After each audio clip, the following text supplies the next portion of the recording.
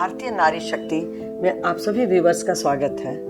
मैं कृष्णा शगुन आप लोगों से आज इस मुद्दे पे बात करने आई हूँ कि मोबाइल जो डिजिटल गैजेट है वो हमारे समाज को कितना प्रभावित करता है। हालांकि इस विषय पे बहुत चर्चाएं हुई हैं, आप लोगों ने भी सुना होगा, खुद भी आपके मन में बहुत सारे विचार आते होंगे।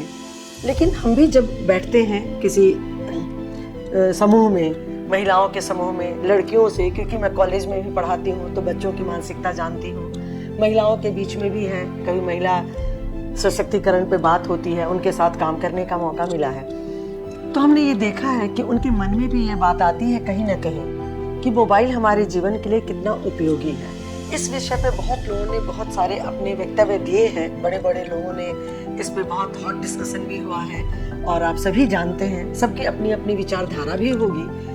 लेकिन जब हम महिलाओं के समूह में बैठते हैं, क्योंकि लोअर क्लास, मिडिल क्लास और अपर क्लास, हर वर्ग की महिलाओं का व्यू अलग अलग होता है। जहाँ तक जेनजी का सवाल है, आजकल उनका भी व्यू बहुत मायने रखता है, क्योंकि वो पहले वाली तो अब रही नहीं कि घर में नानी दादी से बात करती हैं तो उनकी विचारधारा उनसे मिलती जुलती होगी।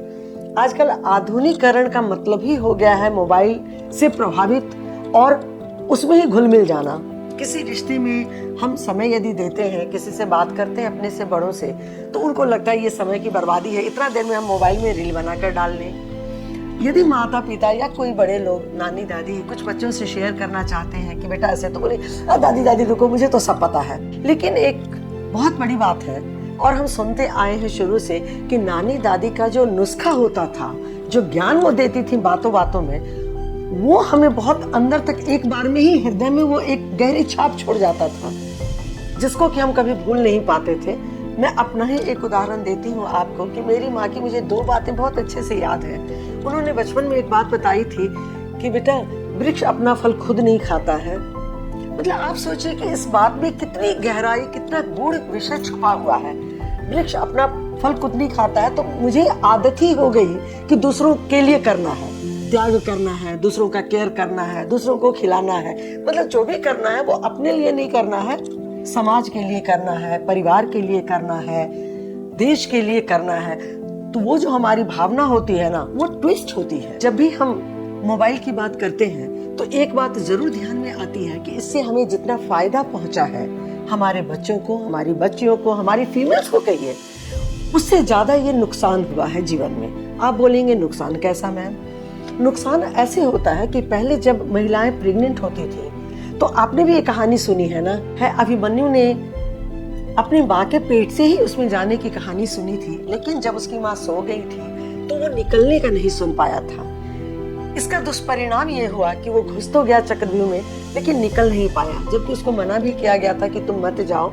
लेकिन फिर भी उसने अपने परंपरा को निभाने के लिए, अपने बाप दादा की इज्जत को बचाने के लिए वो कूद पड़ा था उस यज्ञ में, कहिए उस लड़ाई में। तो आजकल जब महिलाएं, शुरुआत वहीं से होती है कि जब प्रेग्नेंट होती है तो उनका एक सेकंड भी समय बिना मोबाइल के नहीं बीतता है। खाना बनाते समय मोबाइल, खाते समय मोबाइल, लेटते समय मोबाइल।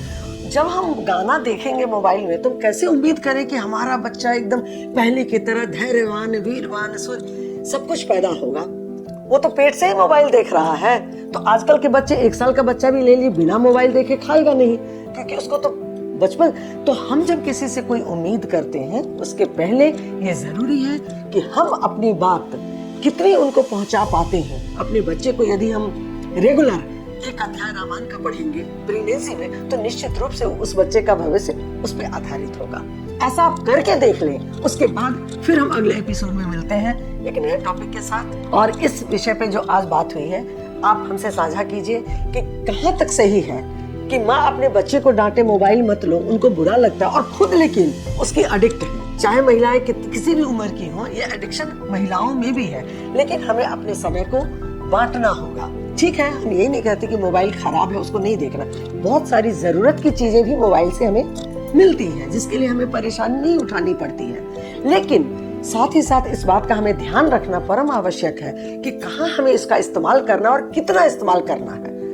जैसे लोग बोलते हैं जब बहुत ठंड लग रही हो किसी को बर्फ में और उसकी जान बचानी है तो उस समय 2 चम्मच हम उसको मदिरा पान कराते हैं, लेकिन वो जान बचाने के लिए कराते हैं। लेकिन कोई यदि ड्रग एडिक्ट हो जाता है, शराब पीते पीते नाला में गिर जाए, तो ये गलत है। यही मोबाइल का भी है मेरे हिसाब से। जो समाज में आजकल चर्चा हो रही है उस हिसाब से कि पहले माँ बाप को ही अपने आप को संयमित करना होगा, फिर बच्चों को ऐसी शिक्षा देनी होगी और उन्हें उसका फायदा नुकसान बताकर तब उसके हाथ में ये देना होगा। आज हम यही विराम लेते हैं। अगले एपिसोड में फिर नए टॉपिक के साथ आप लोगों से मिलती हूँ और आपके भी मैसेज का इंतजार रहेगा। धन्यवाद।